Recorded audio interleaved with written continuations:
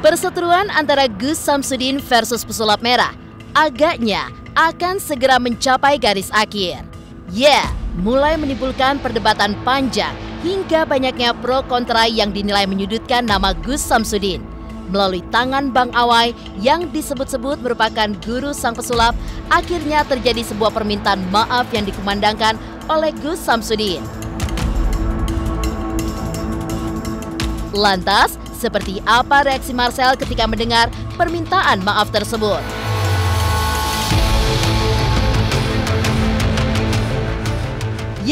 Perseteruan panjang antara Gus Samsudin versus Pesulap Merah pun mulai terkuak pasca drama bongkar-membongkar trik pengobatan yang diserukan Pesulap Merah. Dalam perdamaian yang diemban oleh Bang Awai, ternyata ada pengakuan lain yang diungkapkan oleh Gus Samsudin. Lantas, pengakuan apakah itu? Benarkah pengakuan ini berkaitan dengan penyematan kata sakti yang sebelumnya melekat pada dirinya?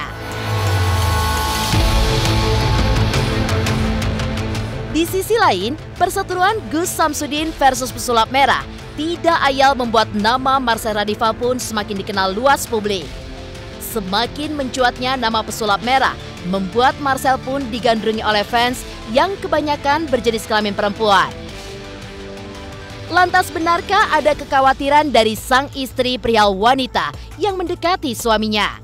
Dan benarkah pula di masa mudanya Pesulap Merah sempat nakal bahkan sampai drop out dari sekolahnya? Pemirsa, pastikan tetap di Intens Investigasi. Dan jangan lupa untuk like, subscribe, dan juga share channel YouTube ini.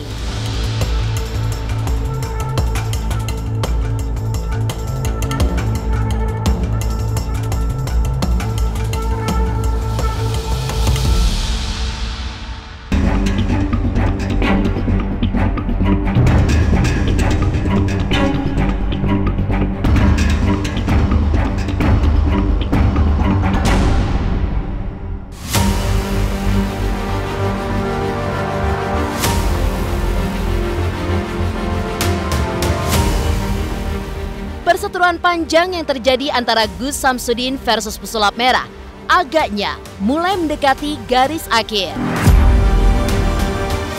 Sempat bersih tegang lantaran drama bongkar-membongkar trik pengobatan yang konon dilakukan oleh sang guru di padepokan miliknya yang terletak di Desa Rejo Winangun, Kecamatan Kademangan, Blitar, Jawa Timur. Melalui tangan Bang Awai yang ditemani oleh Joko Arek serta Gus Metal yang mendatangi langsung padepokan Gus Samsudin, akhirnya terjadilah sebuah misi yang tidak lain untuk mendamaikan Pesulap Merah dan Gus Samsudin. Saya di sini aja udah berapa hari, sampai akhirnya baru kesempatannya kali ini. Mungkin kita nih Gus Metal, Joko Arek, Mas Sigit yang hitungannya kalau mau ala-ala yang kayak kemarin bisa aja, tapi kan justru itu malah bikin kisruh. Jadi kita pilih bersabar sampai akhirnya alhamdulillah hari ini diberi kesempatan sama Gus Samsudin, dan insya Allah apa yang kita inginkan Gus Samsudin bakal menerima, karena yang kita bawa misi untuk semuanya segera berdamai. Saya sangat terbuka sekali, sangat terbuka sekali, karena saya lihat juga apa sih yang didapatkan dari semua ini kecuali hanya kegaduhan seperti drama, kan begitu. Terus apa yang didapatkan dari semuanya begitu, malah menimbulkan kegaduhan di mana-mana begitu. Saya sudah membuka pertemuan itu dari dulu sebenarnya. Nggak tahu, dia nggak pernah mau ketemu saya. Kemarin kan datang ke Jakarta. Ya diundang sama itu TV. Pas saya telepon nggak diangkat. Saya telepon berkali-kali tuh, nggak diangkat itu. Pas dia ke Jakarta. Tapi giliran saya, kan banyak teman-teman artis yang minta nomor Mas Udin ke saya juga. Saya kasih ke teman-teman artis, dibales. Kan kampret banget ya. Saya nelpon, waduh salah apa saya sih? Padahal kan pengennya ya klarifikasi doang loh, ayo Mas Udin gitu. Jangan dijadiin drama gitu. Misi perdamaian yang diemban langsung oleh Bang Awai dengan beberapa rekannya memang berbuah manis pasca diterima baik oleh Gus Samsudin.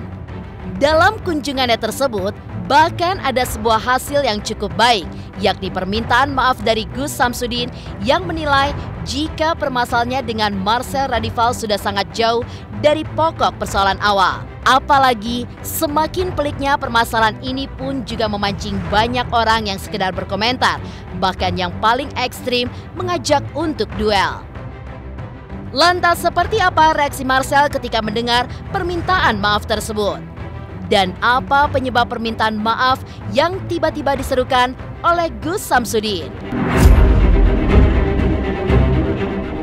Saya atas nama pribadi Samsudin memohon maaf untuk semua masyarakat Indonesia atas kegaduhan yang terjadi karena permasalahan ini. Sudahlah, ada banyak masalah yang harus kita selesaikan di negara ini, bukan hanya masalah yang seperti ini, dan semoga saja kegaduhan ini bisa berhenti sampai saat ini dan tidak berlanjut lagi. Ketika kita sudah dianggap sebagai orang tua atau mengerti tentang duduknya gun, dijadikan orang tua oleh Allah, maka ya harus menjadi orang tua yang benar-benar orang tua. Yang sering saya katakan, oh tenanan itu. Jadi orang tua ya orang tua sing tenanan, tenan kayak gitu. Jadi nggak usahlah menanggapi masalah-masalah yang seperti ini lagi, apalagi sampai terjadi keributan-keributan lagi. Saya berharap masalahnya bisa selesai sampai di sini dan semuanya bisa damai, insya Allah. Nggak masalah, asal ngomongnya sesuai fakta aja, jangan dipelintir-pelintir. Kalaupun dipelintir, saya serahkan lagi ke Tuhan saya, Allah Azza wa Jalla sih. Saya juga sangat kaget, heran ya, masalahnya bisa sampai berkembang ke mana-mana gitu. Makanya kemarin saya mendapatkan teguran dari kiai saya untuk sudah diam, tidak usah menjelaskan apapun, karena ketika kita menjelaskan siapa kita, yang suka kepada kita pun juga tidak membutuhkan itu, dan yang membenci kita pun juga tidak membutuhkan itu gitu. Jadi ya sudahlah, diam saja, sudah tidak usah diperpanjang, dan intinya sudah damai-damai sajalah begitu, insyaallah. Iya, sebenarnya itu konten yang sudah sangat lama sekali, dan itu sudah dibongkar, sudah dikritik, sudah dibully, bahkan sampai saya itu dicaci luar biasa sama beliau ini, Bang Joko Arek, dari awal-awalnya dulu. Dan saya pun juga sudah mengatakan bahwa saya tidak lagi menampilkan dan tidak lagi melakukan hal yang semacam itu. Sebenarnya sudah saya sampaikan ke beliau seperti itu waktu dulu itu, karena itu menjadi sebuah perdebatan di masyarakat begitu. Nah, masalahnya video yang lama itu di-up lagi kan begitu masalahnya. Iya, video-video itu kan sudah sangat lama sekali dan itu sama sekali sudah tidak kita tampilkan lagi begitu. Dan yang perlu untuk dipahami untuk semua saudaraku dimanapun berada, bahwa memang setiap apapun yang ditayangkan di dalam sebuah tontonan itu untuk menjadi sebuah hiburan begitu. Kalau yang suka silahkan dilihat dan gitu, kalau nggak suka ya nggak apa-apa begitu. Dimana saya nggak tahu puncak puas saya sampai mana gitu, karena ya kalau misalkan ini adalah ending, nanti ya kalau saya merasa ini adalah mateng, nggak ada jalan lain selain jadi busuk kan. Saya tetap terus belajar, tetap terus berproses gitu sih.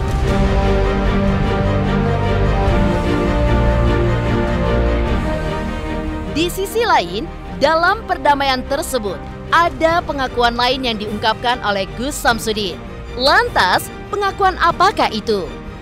Dan benarkah pengakuan ini pun berkaitan dengan penyematan kata sakti yang sebelumnya melekat pada dirinya? Pemirsa Intens Investigasi, jangan lupa untuk like, subscribe, dan juga share channel YouTube ini. Hai pemirsa Intens, jangan lupa saksikan selalu Intens dan di YouTube channelnya juga. Jangan lupa like, comment, and subscribe.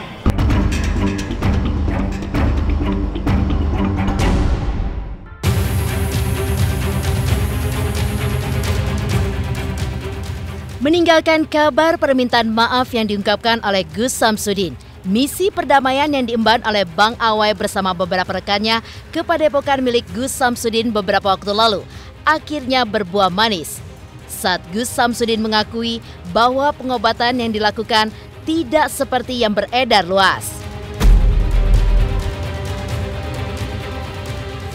Ya, sempat beredar luas melakukan pengobatan dengan menggunakan keris dan juga minyak ajaib.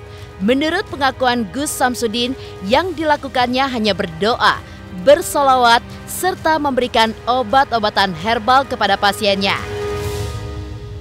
Selain itu, pemilik padepokan Nurzat Sejati ini pun juga membantah pernah mengaku sebagai orang linui atau orang dengan segala kesaktiannya seperti yang disematkan orang-orang kepada dirinya. Saya ini bukan orang yang sakti loh.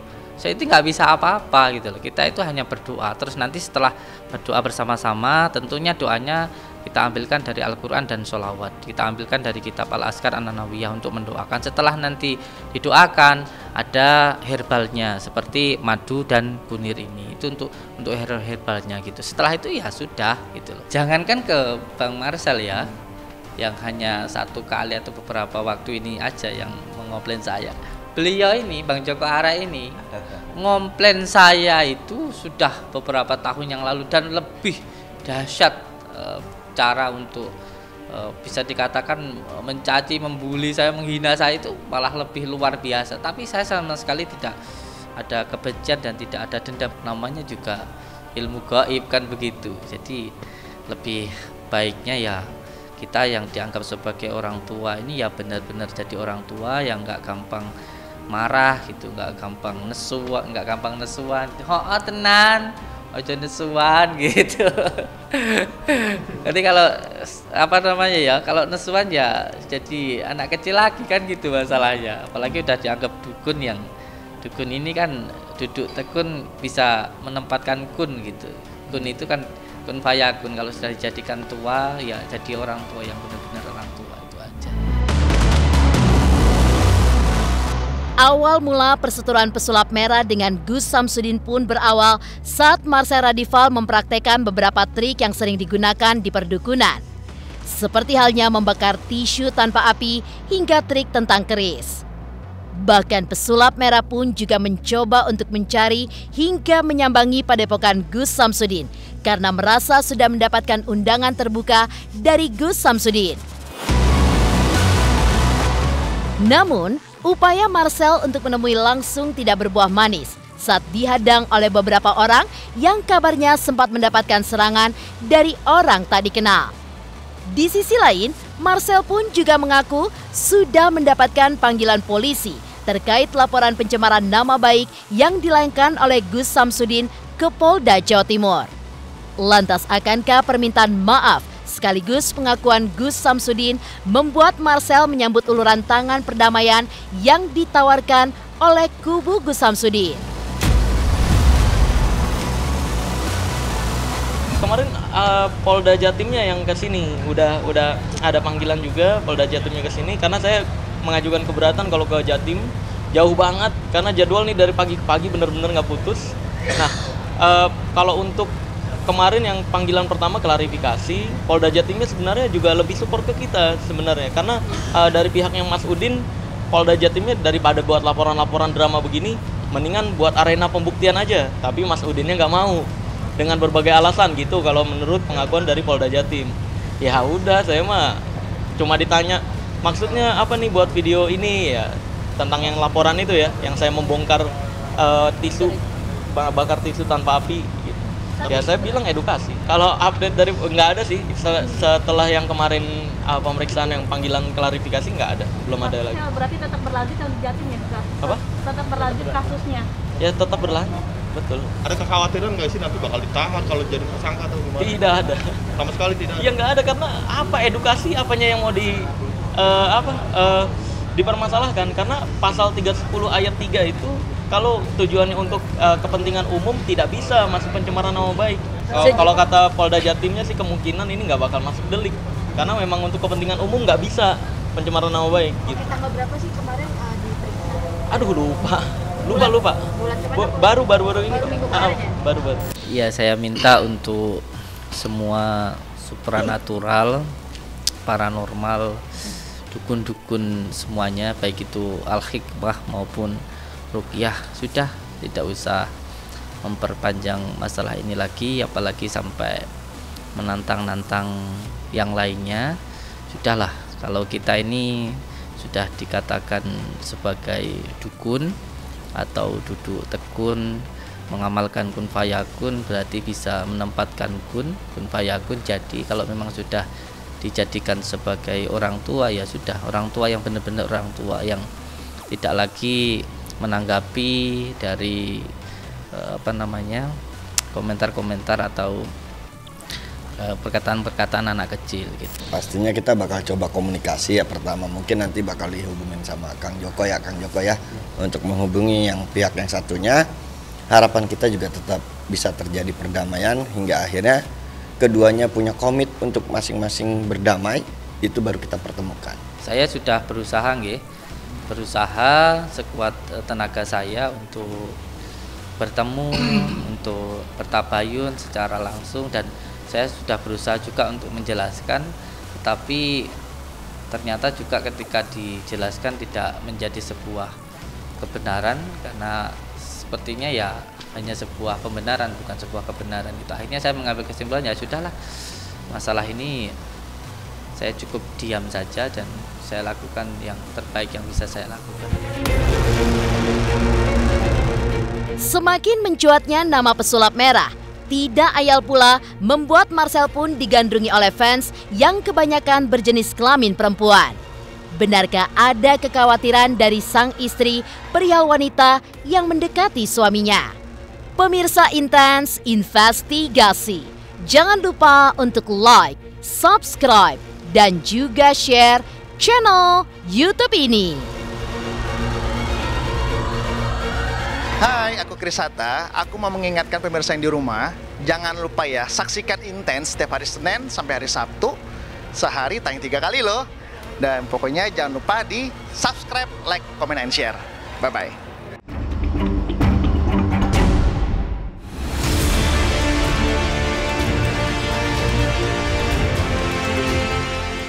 Meninggalkan kabar soal permintaan maaf dan pengakuan Gus Samsudin, mencuatnya perseteruan tersebut membuat nama Marcel Radival alias pesulap merah semakin menanjak. Kepopuleran Marcel pun juga dibarengi dengan beberapa fans yang mulai menggandrunginya hingga kerap membubuhkan komentar di beberapa media sosialnya. Komentar yang dituliskan oleh beberapa fans, rupanya ada saja yang dinilai oleh Tika, istri pesulap merah, semakin centil dan mulai meresahkan. Lantas, benarkah istri Marcel Radival sempat dibakar api cemburu terkait komentar yang dituliskan oleh fans wanitanya? Support keluarga ya, keluarga saya sih nggak terlalu gimana-gimana sih. Justru istri saya tuh lebih khawatir sama wanita-wanita TikTok yang komentar, jangankan jadi yang kedua, yang ke-14 pun siap, gitu-gitu banyak kan. Banyak udah mulai nih. resah ya istri. Terus iya, istri udah mulai resah tuh. Kemarin sempat kepancing emosi karena ada salah satu fans yang foto berdekatan, meluk-meluk gitu kan, deket, terus bikin postingan captionnya manja-manja gitu. Istri justru lebih khawatir sama yang gitu daripada perdukunan. Oke. Jadi kebawa istri ya? Apa? Nah iya. Ya kemarin saya udah ingetin sih, ya udah ngapain sih dijadiin drama gitu kan. Kemarin sempat kepancing emosi, dia bikin postingan. Nah, saya minta hapus lagi gitu, karena takutnya malah yang tadinya kita edukasi perdukunan jadi bahas percintaan nih. Paling dari istri sih, wah sekarang ini ya jadi Bang Toyib gitu. Jarang pulang ya, Bang? Iya, jarang pulang. Tapi kan duit ada terus kan. Tapi nah, kedepannya sih ya ada rencana besar lah. Jadi kemungkinan pun saya total pindah ke Jakarta nantinya. Tapi ya lihat kedepannya aja nanti. Di sisi lain, kepopuleran pesulap merah memang tidak didapatkannya secara instan. Ya, mengaku sempat menjajaki profesi sebagai driver ojek online selama 3 tahun lamanya. Kini, perlahan tapi pasti, nama pesulap merah pun menanjak dan mendapatkan tempat di hati masyarakat. Seperti inilah saat pesulap merah menceritakan awal karirnya hingga kenakalannya di saat muda yang terancam drop out dari sekolah. Ya semua orang juga pro kontranya banyak. Dulu saya jadi ojek online juga pro kontranya banyak. Jadi semua bidang juga pro kontra ada. Oh, pernah jadi ojek online ya? Iya, 3 tahun. Kalau pas jadi ojek online ya, yang bikin kesel banget Bang. Iya nggak? Iya, benar. Share pengalaman ya. Kita lagi capek-capeknya berangkat pagi, pulang malam kan tuh ngejar bonus ya. Benar. Nah, itu ada aja tuh Kang Sumen yang, Bu, jemput di mana ya gitu. Ikutin maps aja Mas gitu kan. Rumahnya yang mana kan kita perlu tahu detailnya. Dibalas nih. Samping rumah Bu Teti yang anaknya 2. Bu Teti itu siapa ya? Kenal juga enggak gitu. Itu kayak kesel banget. Apanya yang perlu, kan hati gue di dalam nih. Gimana, apa yang perlu dijaga? Masa bisa diambil? Enggak lah. Kalau saya pribadi dulu tuh sebelum nikah udah nakal duluan. Jadi tahulah dunia nakal-nakal bagaimana. Jadi udah kalau kesininya sih ya profesionalitas kerja aja sih. Jadi udah nggak, yang bahaya kan yang nakalnya telat. Sayangnya saya belajar nakal-nakalan tuh semenjak SMK itu. Makanya saya pernah bilang kan, pada saat SMK bahkan saya pengen dikeluarin sama sekolah. Tapi saya yakin nggak bakal dikeluarin pada saat itu. Karena saya sering telat, karena sekolah tahu saya sering pacaran pas SMK. Jadi dulu, kamu nih sekolah pacaran terus gitu. Kalau telat sekali lagi dikeluarin. Nah, saya mikir nggak mungkin dikeluarin. Orang yang ngewakilin sekolah itu aja ketika ada event di sekolah lain, itu saya. Jadi kalau saya dikeluarin, lu mau nyari talent dari mana lagi? Demikian pemirsa, kabar terkini, terpercaya, dan teraktual yang kami hadirkan hari ini. Saksikan terus Intens Investigasi setiap hari Senin sampai dengan Sabtu, tayang 3 kali sehari, yaitu pada pukul 11 siang, 3 sore, dan 7 malam, hanya di YouTube channel. Dan pastikan jangan lupa untuk like, subscribe, dan juga share channel Intens Investigasi.